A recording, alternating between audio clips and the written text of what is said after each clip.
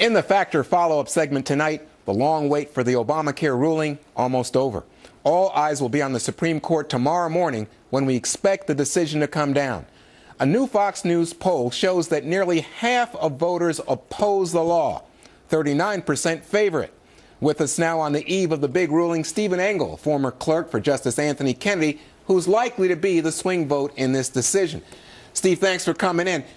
I saw today that most court insiders, former clerks, lawyers before the court, think that the individual mandate will be ruled unconstitutional. Is that what you think? I think the conventional wisdom in Washington is probably that it's a 60-40 bet that the individual mandate is struck down. But as we've seen before, the conventional wisdom in Washington can be wrong. It was wrong earlier this week on immigration. Yeah, sure. But if it is struck down, what do you think is the role of the man you worked for, Justice Anthony Kennedy? Well, look, Justice Kennedy gets one vote just like everybody else.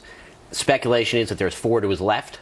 There's usually 4 to his right. And if that's the case, then his vote may be decisive. So it could well be a 5-4 decision in which Justice Kennedy casts the deciding vote. Well, give me some insight then into Kennedy and to what you think is his background on this issue of using the Commerce Clause as it applies to having Americans, all Americans, buy health insurance. Sure. Justice Kennedy is committed to a principle under our Constitution called federalism, which basically says that the federal government does some things and the state government does some things. Justice Kennedy believes that splitting sovereignty, split between the federal government and the state government, leaves all of us more free than when it's consolidated in one or the other. And so that's really the question here.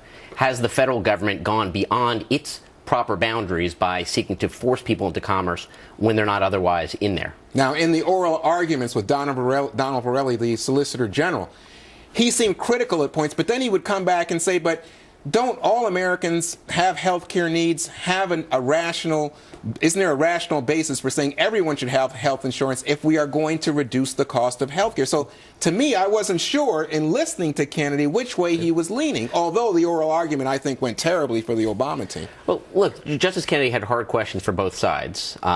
Certainly the Obama team wasn't happy with the kinds of questions he asked at the very beginning to the Solicitor General. On the other hand, as you point out, Juan, he has some hard questions for the government. Isn't everybody in the health care market itself, regardless of whether or not they have insurance? Really, these are just questions ultimately we're going to find out his answers tomorrow. But you don't think that in the conference, where you have the justices there, you don't think that he has been making the case one way or the other? Well, the conference really is a place for the justices to explain each other's views, more so than it is to sort of try to persuade or debate, really. I mean, justices sit there and, well, I wasn't there for this one, and really it's only the justices who are there. Right. They go back and forth and they vote, basically. Well, let me just suggest something to you, because I think that people who are watching tonight will say, well, okay, so he strikes down the mandate, the rest of the law stays in place.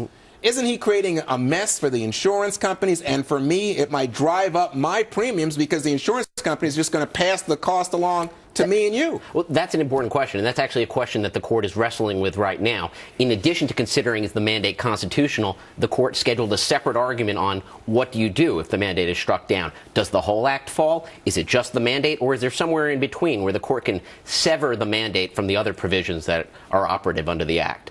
And how they do that is going to affect your and my health care premiums, no doubt. Well, so the question is then the court just makes a decision, they go on holiday, and they don't deal with the mess. Well, I think it will be up to Congress, really, to fix whatever mess is left. But then again, whether they take one action or not, there may be a mess regardless, given the cost of the act. Well, that's the thing. If they sever the mandate and simply say the mandate's unconstitutional, it's possible then that you could have other funding mechanisms put in place, even a tax. Well, it's certainly possible that Congress could take that up if that proposal had support in the Congress.